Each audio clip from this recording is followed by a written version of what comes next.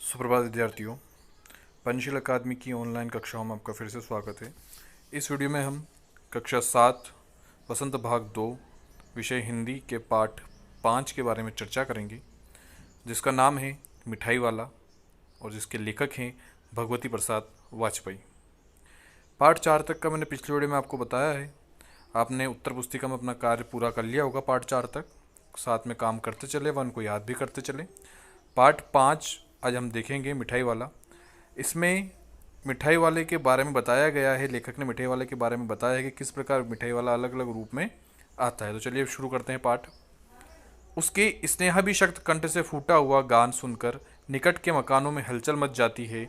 छोटे छोटे बच्चों को अपनी गोद में लिए युवतियां चीज़ों को उठाकर छज्जों पर नीचे झांकने लगती है। किसके स्नेहाभिषक्त से?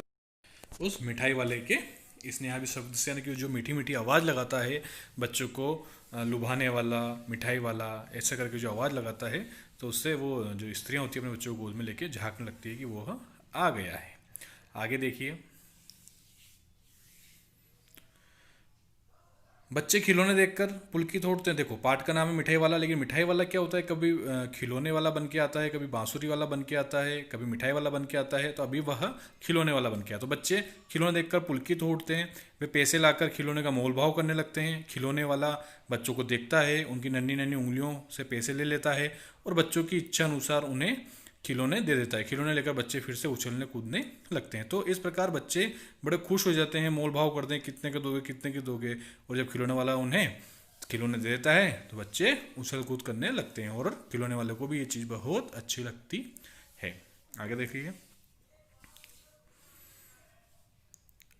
राय विजय बहादुर के बच्चे भी एक दिन खिलौने लेकर घर में आए। पाठ में एक राय विजय बहादुर खिलौने लेकर घर आए। उनके दो बच्चे थे, चुन्नू मुन्नू। चुन्नू जब खिलौने ले आया तो बोला, मेला घोला केचा चुंदल है।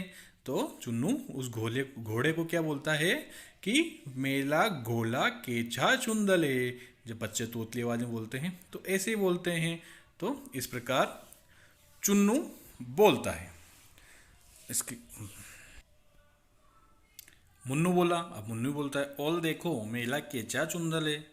मेरा केचा वो भी तोतली आवाज में बोलता है। दोनों अपने हाथी घोड़े लेकर घर भर में उछलने लगे।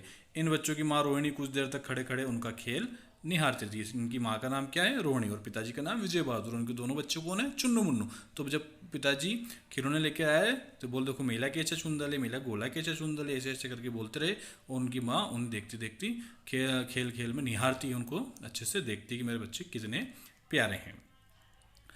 अंत में दोनों बच्चों को बुलाकर उसने पूछा, अरे ओ चुन्नू मुन्नू। किसने पूछा? माँ ने, रोहिणी ने।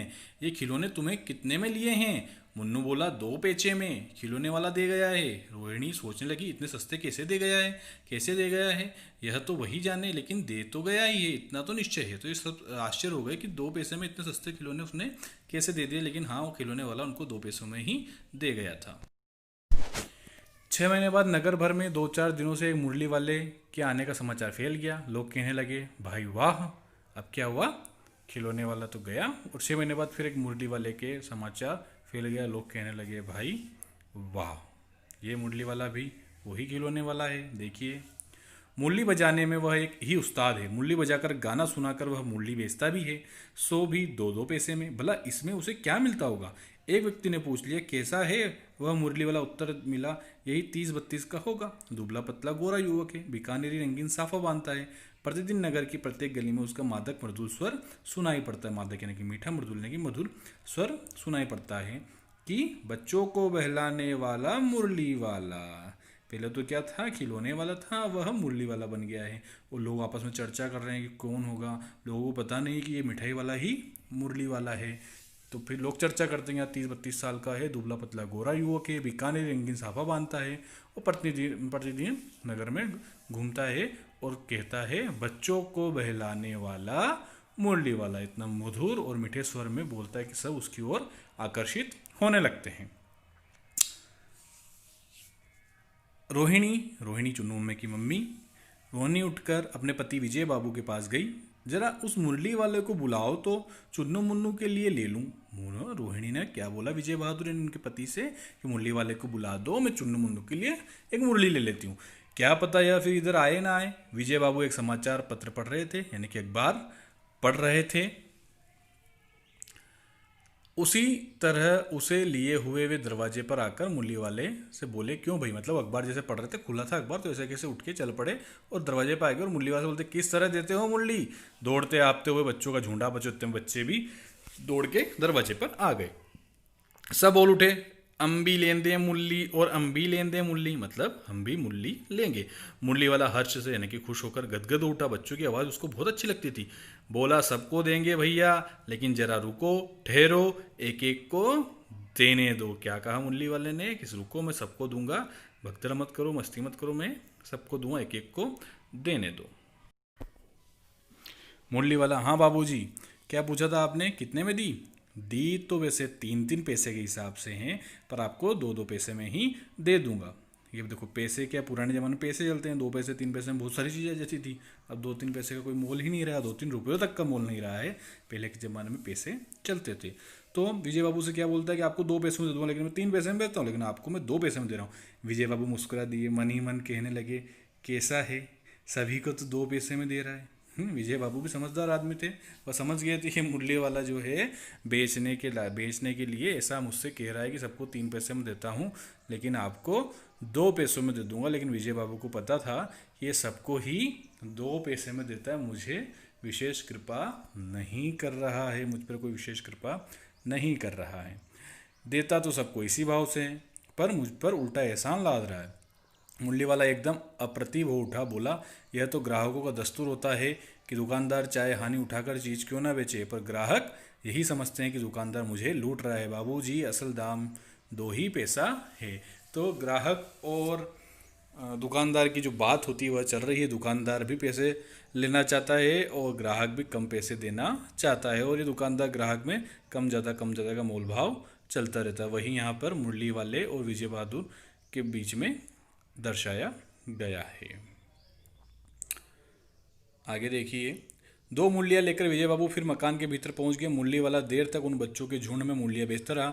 उसके पास कई रंग की मूलियाँ थी। मुरली वाला, यह बड़ी अच्छी मुरली है, ऐसे कर करके वह मुरली को बेच रहा था। उसके पास बहुत सारी रंग बिरंगी मुरली थी, और यह अच्छी मुरली है, यह अच्छी मुरली कहकर वह मुरली को बेच रहा था। आगे देखिए, नारंगी रंग की, अच्छा वही लो। मकान में बैठी हुई रोहिणी मुरली वाले की सारी बातें सुनती रही। आज भी उसने अनुभव किया, बच्चों के साथ इतने प्यार से बातें करने वाला फेरी वाला पहले कभी नहीं आया।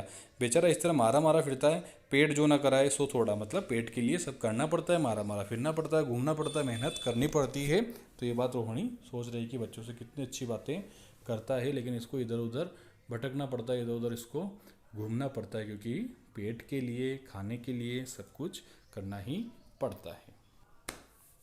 मुरली वाले का क्षीण स्वर यानी कि तेज स्वर दूसरी निकट की गली से सुनाई पड़ा। बच्चों को बहलाने वाला मुरली वाला। बहुत दिनों तक रोहिणी को मुरली वाले का वह मीठा स्वर और उसकी बच्चों के प्रति स्नेह सिक्त बातें याद आती रही, लेकिन वो स्वर रोहिणी को यानी चुन्नू की मम्मी को याद आता रहा कि कितनी प्यार से वह बोलता था और बच्चे उससे कितना खुश हो जाते थे। तो यह जो उसके स्नेह भक्त बातें हैं, मीठी बातें हैं, वह रोहिणी को यानी कि चुन्नू मुन्नू की मम्मी को बार बार याद आ रही थी। धीरे धीरे उसकी स्मृति भी क्षीण हो गई, यानी कि रोहिणी भी भूल गई उस बातों को। सर्दी के दिन थे।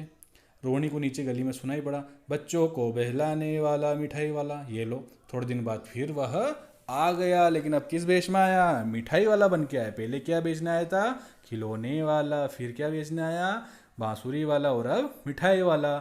मिठाई वाले का स्वर उसके लिए परिचित था। झट से रोहिणी नीचे निकट आकर बोली, दादी चुन्नू मुन्नू के लिए मिठाई लेनी है। दादी उठकर कमरे में आकर बोली, मिठाई वाले इधर आना।